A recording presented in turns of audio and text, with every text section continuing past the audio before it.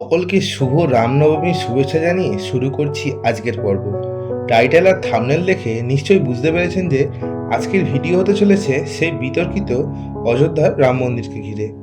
মূল পর্বে আসার আগে ভারতবাসী হিসাবে রাম মন্দিরের ইতিহাস জানা কিন্তু খুবই জরুরি। ইতিহাসটা এরকম যে 16 শতাব্দীতে বাবর উত্তর ভারত জুড়ে মন্দির আক্রমণের ধারাবাহিকতায় মন্দিরটি আক্রমণ করে এবং ধ্বংস করে। পরবর্তীকালে সেখানে মুঘলরা বাবরি মসজিদ নির্মাণ করেন, যা রাম জন্মভূমি নামে বর্তমানকালে পরিচিত। হিন্দুদের দাবি ছিল শ্রীরামচন্দ্রের জন্মভূমিতেই নাকি সেই মসজিদ বানানো হয়েছে। এই নিয়ে মন্দির নির্মাণের দাবিতে আন্দোলন শুরু হয়। পরবর্তীকালে এই বিতর্ক গড়িয়েছিল আদালত পর্যন্ত। সাল 1990, তৎকালীন সভাপতি লালকৃষ্ণ আদবানির নেতৃত্বে গুজরাটের সোমনাথ থেকে একটি রথযাত্রার আয়োজন করা হয়েছিল। 23 অক্টোবর 1990 বিহারের মুখ্যমন্ত্রী লালু প্রসাদ যাদব লালকৃষ্ণ আদবানিকে গ্রেফতার করে প্রতিরোধমূলক হেফাজতে নিয়ে নিয়েছিল, কারণ তার মিছিল উত্তরপ্রদেশ ও বিহারের সীমানা অতিক্রম করেছিল। 1992 সালে বাবরি মসজিদ ভেঙে ফেলা হয়। তারপর গোটা ভারত জুড়ে শুরু হয় দাঙ্গা। 2011 সালে এলাহাবাদ কোর্টে কেস ওঠে। 2019 সালের 9 নভেম্বর সুপ্রিম কোর্ট সরকারকে রাম মন্দির নির্মাণের জন্য জমি হস্তান্তর করতে বলেন। রাম মন্দির নির্মাণের জন্য গঠিত ট্রাস্টের নাম ছিল শ্রীরাম জন্মভূমি তীর্থক্ষেত্র।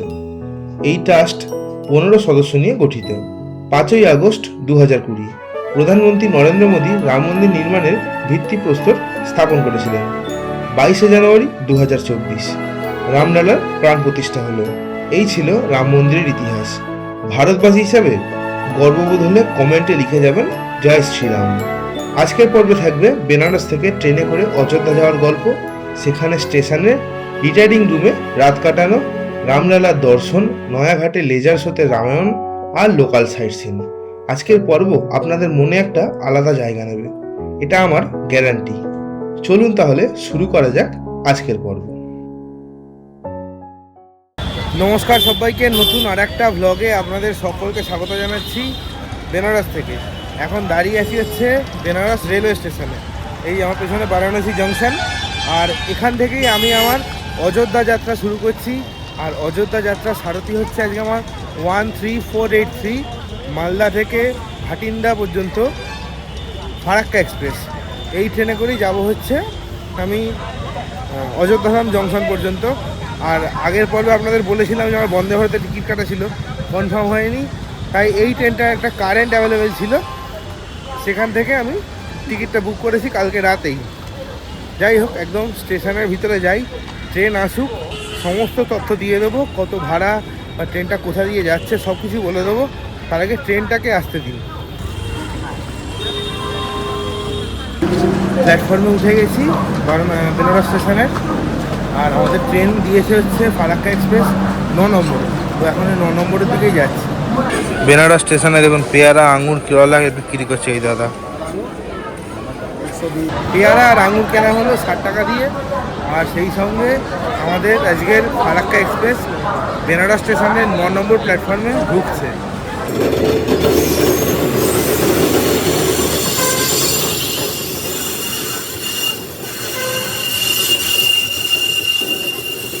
ট্রেনে উঠে বসে গেছি, আর ট্রেন এখান থেকে ছাড়ার সময় হচ্ছে সকাল 11টা বেজে 15 মিনিট।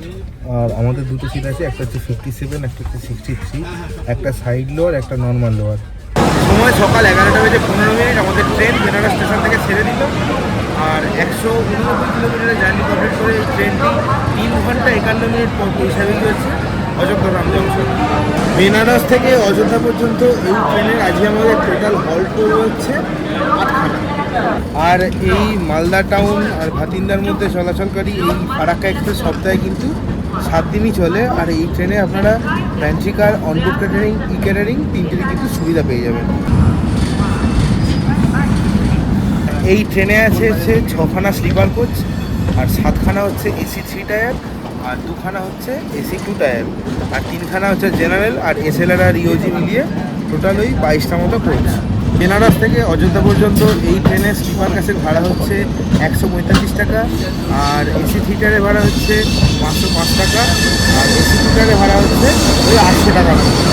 বেনারস থেকে অযোধ্যা যাওয়ার জন্য এই ফারাক্কা এক্সপ্রেস বাদে আরও যে যে ট্রেনগুলো আছে তার একটা লিস্ট আমি স্ক্রিনে শেয়ার করে দিচ্ছি, আপনারা একটু চেক করে নিন, আপনাদের দরকারে লাগতে পারে। আর এখানে আসে হচ্ছে এরকম একটা আয়না, এখানে এরকম কল, জল পড়ছে, সাবান নেই, এটা হচ্ছে ডাস্টবিন, আর এটা হচ্ছে ফায়ার এক্সটিংগুইজার। আর এদিকে হচ্ছে বাথরুমটা এবার দেখা যাক।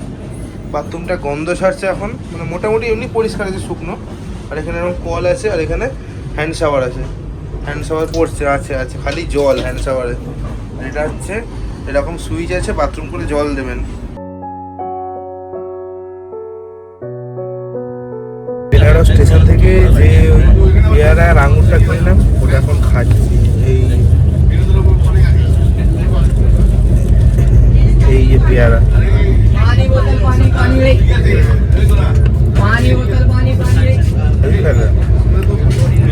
পাকাও না আবার খুব শক্তও না, মিডিয়াম, দাদু খেতে লাগবে।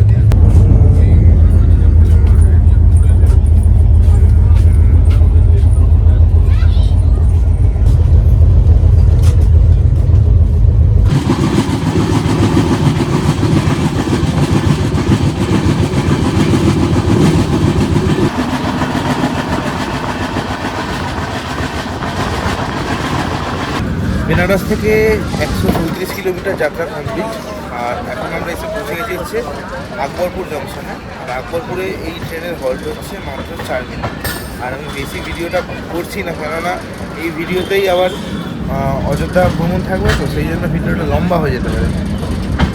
তাই জন্য এই ভিডিওটা কম করছি, মানে ট্রেনের ভিডিও কম হচ্ছে, রাম মন্দিরটা বেশি দেখাবো। যাই হোক, আর এখানে প্রচণ্ড পরিমাণে গরম, কালকে এতটা গরম ছিল না, আজকে অত্যাধিক গরম।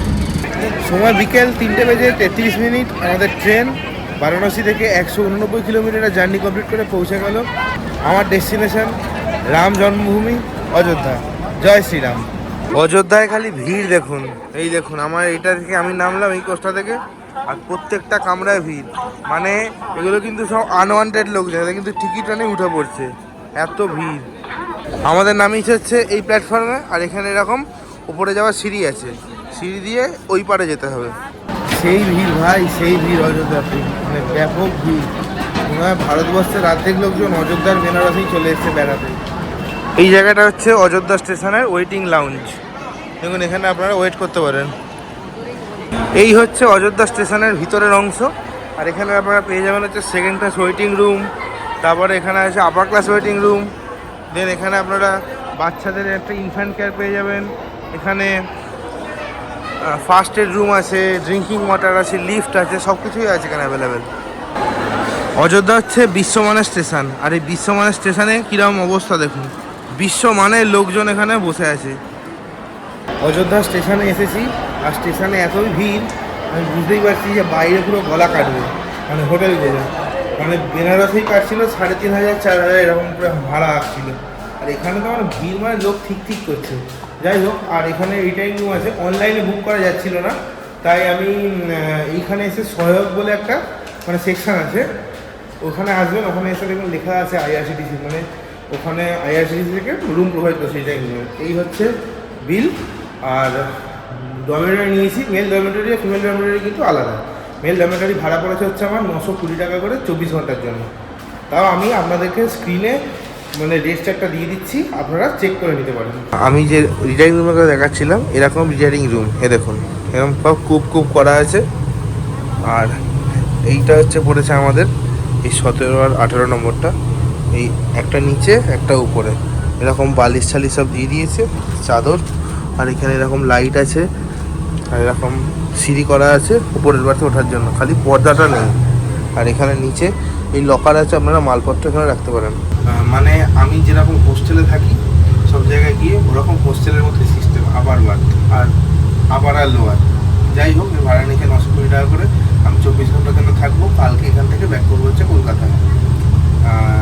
তো চলুন এবারে একটু ফ্রেশ হয়ে নিই, আপনাদেরকে অযোধ্যা ঘুরিয়ে দেখাবো। সময় এখন বিকেল 4:30, আর একটু ফ্রেশ হয়ে বেরিয়ে চলেছে হচ্ছে মন্দির দর্শনের উদ্দেশ্যে, রামলালার দর্শন করাতে।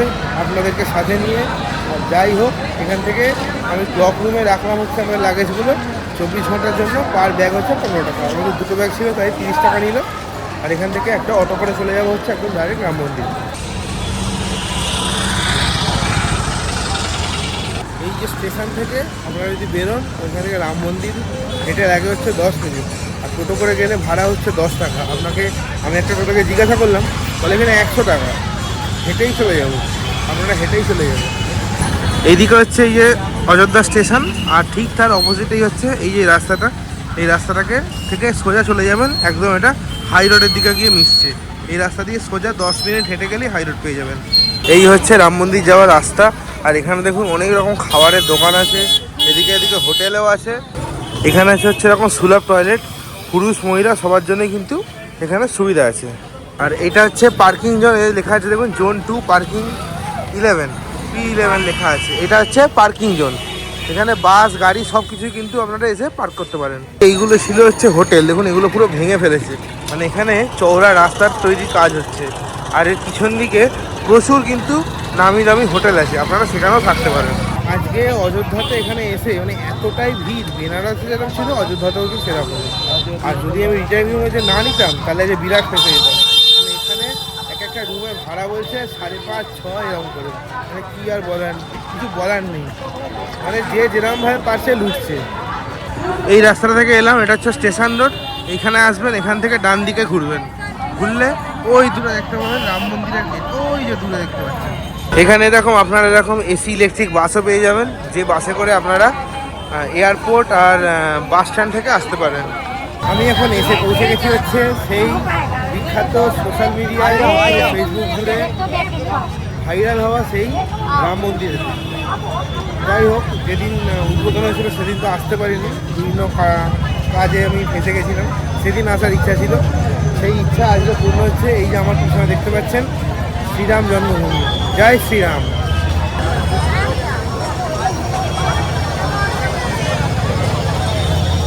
এই হচ্ছে রাম মন্দির জন্মভূমি মার্গ, মানে এই রাস্তাটাকে বলা হচ্ছে রাম জন্মভূমি মার্গ। দারুণ সুন্দর বানিয়েছে। আর এখানে এখনও কাজ চলছে, এগুলো হচ্ছে সেট করা হচ্ছে, মানে এখানে যাতে দর্শনার্থীদের কোনো রকম অসুবিধা না হয়। এই যে মেন গেট আছে, এই মেন গেট থেকে মন্দির হচ্ছে 500 মিটার।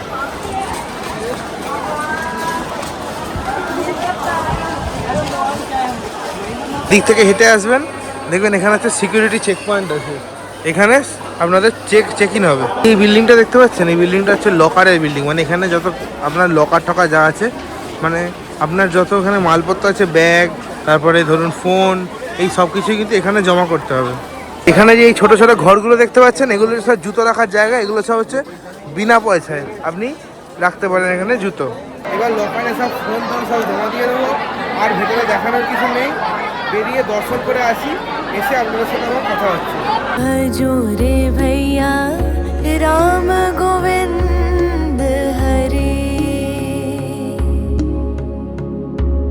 भजो रे भैया राम गोविंद हरे। সময় এখন সন্ধ্যে 6টা, আর রাম মন্দির দর্শন শেষ। দারুণ দর্শন ছিল। আর এখানে আপনাদের সময় লাগতে পারে ওই খুব জোর হলে আধ ঘন্টা থেকে 35 মিনিট, মানে আর যদি মানে দর্শন করতে লাইনে দাঁড়িয়ে। আর যদি আপনারা পুরো প্রচেষ্টা করেন, এই যে চেক ইন, তারপরে জুতো রাখা, এগুলো নিয়ে ওই 1 ঘন্টা কাছাকাছি পড়বে ব্যাস। মানে দারুণ সুন্দর সিস্টেম নিয়ে কোনো কথা হবে না, একদম বাটারি স্মুথ সিস্টেম, কোনো জায়গায় কোনো অসুবিধা হবে না। আর লাইন দাঁড়ায়ও না, মানে এত লোককে দারুণভাবে মানে পাস করিয়ে দিল, যেরকম তিরুপতিতে ছিল ওরকম দারুণ সিস্টেম। আপনাদেরকে একটা কথা বলে দিই, যে আমি একজনের ব্লগে দেখেছিলাম যে বলেছিল ছেলে আর মেয়েদের লাইন আলাদা, ওরকম কোনো ব্যাপার নেই। ছেলে আর মেয়েদের মানে যে মানে চেক করে, মানে ব্যাগ ট্যাগগুলো ওইখানটা খালি আলাদা, তারপর আপনারা একই সাথে যেতে পারেন। ফ্যামিলি নিয়ে এলেন, মহিলা যারা আছে তাদের হয়তো চেকিং করতে দেরি হচ্ছে, তো পুরুষ যারা আছে তারা গিয়ে একটুখানি দাঁড়িয়ে যাবেন সাইড করে, তাহলেই হয়ে যাবে, তাহলেই একসাথে যেতে পারবেন, কোনো অসুবিধা হবে না। দর্শন করে যখন বাইরে বেরোবেন, তারপর এখানে এসে এরকম বসার জায়গাও আছে, আপনারা বসতেও পারেন। এটা হচ্ছে পুরো করিডোর।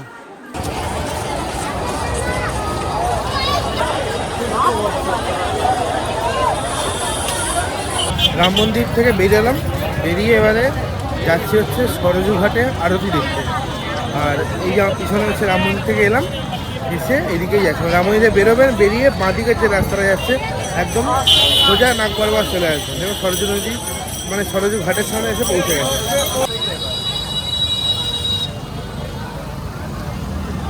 এই হলো লতা মঙ্গেশকর চক। আমরা এলাম হচ্ছে এই পাশ থেকে, আর এদিকে হচ্ছে লতা মঙ্গেশকর চক। আর এই লতা মঙ্গেশকর যে চকটা আছে, এই চক থেকে আমরা সরজু নদীতে আরতি দেখতে যাবো নয়াঘাটের দিকে। চলুন, এই দিকটা হচ্ছে নয়াঘাট, আর এটা হচ্ছে সরজু নদীর একটা অংশ। সরজু নদী মেন কিন্তু অনেকটা ওই পাশে, আর এই জায়গাটা হচ্ছে বাঁধানো দর্শনার্থীদের চান টান করার জন্য। বেশি জল নেই, দেখতেই পাচ্ছেন সব কীরকম চান করছে এখানে। এই দেখুন, মানে বসে আছে এখানে, মানে হরিদ্বারে যেরকম গঙ্গার ঘাট বাঁধানো আছে এরকমই এখানে। হরিদ্বারে যেরকম জলটা অনেকটা থাকে, এটা জল একদমই কম, মানে আপনি হেঁটে এই পাশ থেকে অবশ্য চলে যেতে পারবেন। আচ্ছা, এই হচ্ছে নয়াঘাট, আর এখানে দেখুন লেজার শোতে রামায়ণ হচ্ছে, দেখতে পাচ্ছেন? এই দেখুন,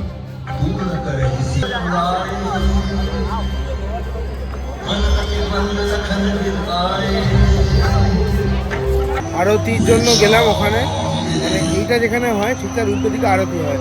আরতি 6:30টার সময় হয়ে গেছে, আর এখন 7টা বাজে, তাই আরতি আপনাদেরকে দেখাতে পারলাম না। আপনারা আরতি দেখতে চাইলে 6:30টার মধ্যে আসবেন।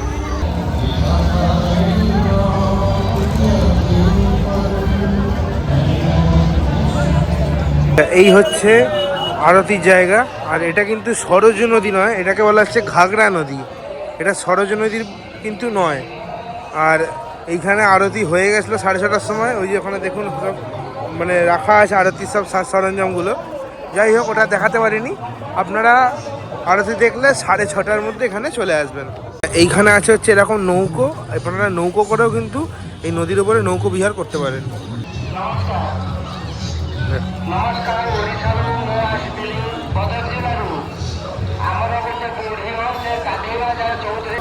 এখানে একটা গাড়ি এলো এরকম টারজান দা ওয়ান্ডার কারের মতো, অযোধ্যা বাইপাস যাচ্ছে এই গাড়িগুলো করে, হেভি না? এটা হচ্ছে ধর্মপথ, মানে এটা একদম পুরো রাম মন্দির পর্যন্ত গেছে। এই রাস্তাটা কিন্তু দারুণ সুন্দর। দেখুন, একটা দোকান থেকে নিলাম হচ্ছে এই মোমোটা, মানে এটা হচ্ছে ভেজ মোমো, 12 পিসের দাম হচ্ছে 40 টাকা, ছোট ছোট সাইজ এরকম বলের মতো। আর এর সাথে হচ্ছে এরকম চাটনি আর পাঁপড়। খেয়ে দেখা যাক কিরকম খেতে।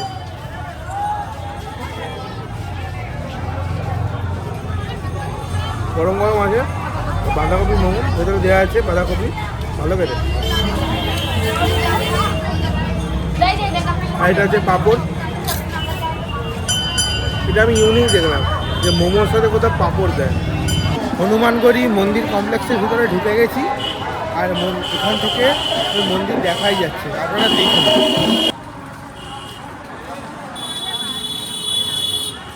এইটা হচ্ছে রাজোদ্দার মন্দির, আর ঠিক তার পিছন দিকেই হচ্ছে হনুমান মন্দির। এই হচ্ছে হনুমান মন্দির, এই হচ্ছে হনুমান মন্দিরের গেট। আর ভিড় দেখুন, ভিড়।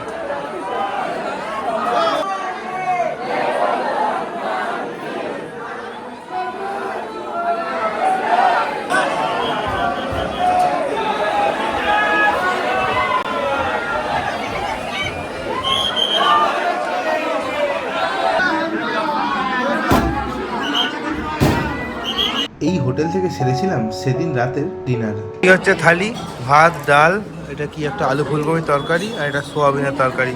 এটার দাম হচ্ছে 120 টাকা। খাবারগুলো একটু খেয়ে দেখা যাক। সেই অরড় ডাল বেকার, ফুলকপির তরকারিটা ভালো, সোয়াবিনের তরকারিটা যাই হোক, কি আর করা যাবে। এখানে কোনো দোকানে বাঙালি খাবার পাবেন না, আর এরকম আসানিও আসবেন না যে বাঙালি খাবারটা আমি খাবো। যাই হোক, এই কিছু করার নেই। সময় এখন রাত্রি 9:20, আর আজকের দিনের মতো অযোধ্যা ভ্রমণ শেষ করলাম। খালি ওই দুটো আছে, একটা হচ্ছে কনক ভবন, আর একটা হচ্ছে দশরথ মহল। এখানে যা মানে গাড়ির আওয়াজ আর ক্যাচার ক্যাচার আওয়াজ, কি আর ব্লগ বানাবো। যাই হোক, অতি কষ্টে খেলাম।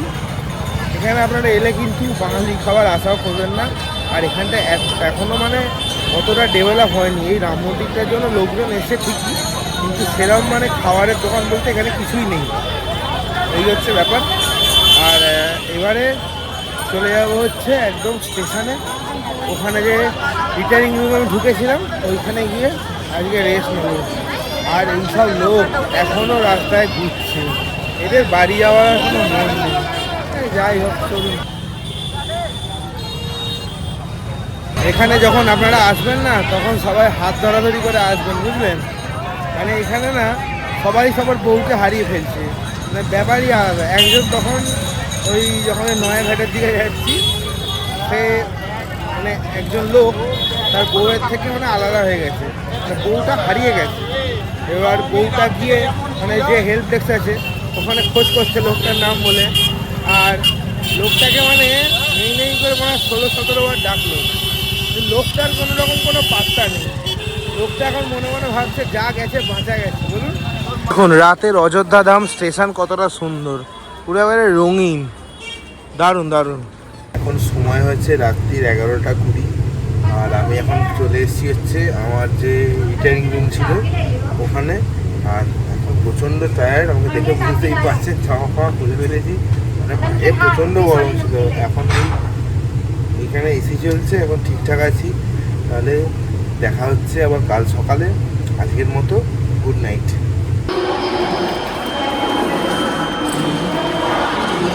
গুড মর্নিং সকলকে। এখন সময় হচ্ছে সকাল 9টা, আর আজকে হচ্ছে 31শে মার্চ। যাই হোক, আর এখন বেরোচ্ছি হচ্ছে অযোধ্যা ধাম স্টেশন থেকে। এই যাওয়ার পিছনে অযোধ্যা ধাম স্টেশন, আর এখান থেকে যাব হচ্ছে এখন ওই রাম মন্দির মার্গের দিকেই যাব। ওখানে ওই কনক ভবন আর দশরথ মহল এই দুটো দেখা বাকি আছে, ওই দুটো দেখে আজকে এই অযোধ্যা ভ্রমণ পর্ব শেষ করবো। চলুন তাহলে ওইখানে যাওয়া যাক। স্টেশনের সামনে একটা দোকান থেকে নিলাম হচ্ছে এরকম ছোলা বাটোরা। এই যে বাটোরা, এটা হচ্ছে চানা মশলা, এখানে পেঁয়াজ দিয়েছে, আর এটা একটা চাটনি। এবারে একটুখানি খেয়ে দেখা যাক কিরম খেতে। এটা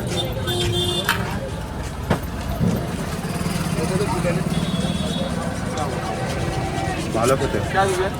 এটার দাম হচ্ছে 30 টাকা, 2 পিসের দাম হচ্ছে 30 টাকা। এই যে এই দোকানটা আছে ছোলা বাটোরার, এখান থেকে খেলাম হচ্ছে ছোলা বাটোরা।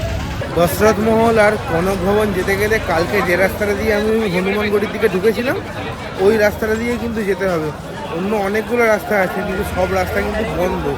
আর এখন সকাল যেহেতু প্রচণ্ড ভিড়, মানে কালকে রাতে যা ভিড় ছিল তার থেকেও বেশি ভিড় হচ্ছে এখন। মানে লোক ঠিক করছে। একবার দেখুন,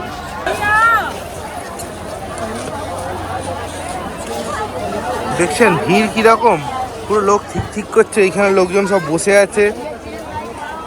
এই মন্দিরটা হচ্ছে রাজোদ্ধার মন্দির, অযোধ্যা।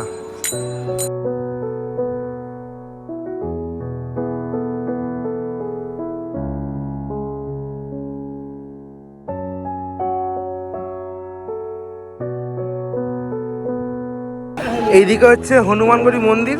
এখান দিয়ে সোজা আসবেন, সোজা এসে হচ্ছে এখানে লেখা আছে দেখবেন এরকম মাইলস্টোন দেওয়া আছে। আর এই হচ্ছে দশরথ মহল। চলুন এর ভিতরে এবার এন্ট্রি করা যাক।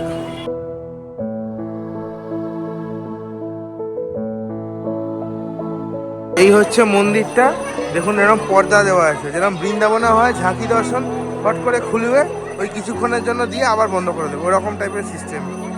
দশরথ মহলের ভিতরে এসে বসে আছি, এখনও তো খোলেনি, মানে দর্শন এখনও দেয়নি, বন্ধ হয়ে গেছে পর্দা। আর এখানে একটা ফ্যানের তলায় বসে আছি, এই গরমে একটু শান্তি।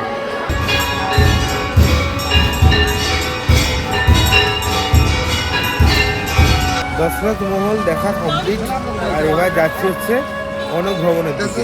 এই হচ্ছে কনক ভবনের এন্ট্রি গেট।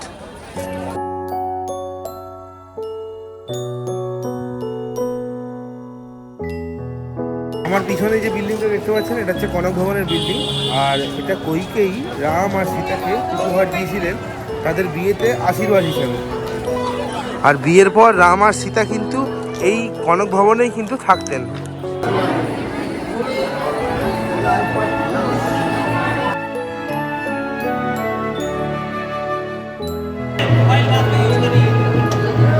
সময় হয়েছে এখন সকাল 11টা, আর আমি এই কনক ভবন থেকে বেরোলাম, একটু বসেছিলাম, বসে ট্রেনের টিকিট কাটছিলাম। কালকে মানে আজকে যে ট্রেনটায় যাবো আমি সেটা ধানবাদ পর্যন্ত যাবে।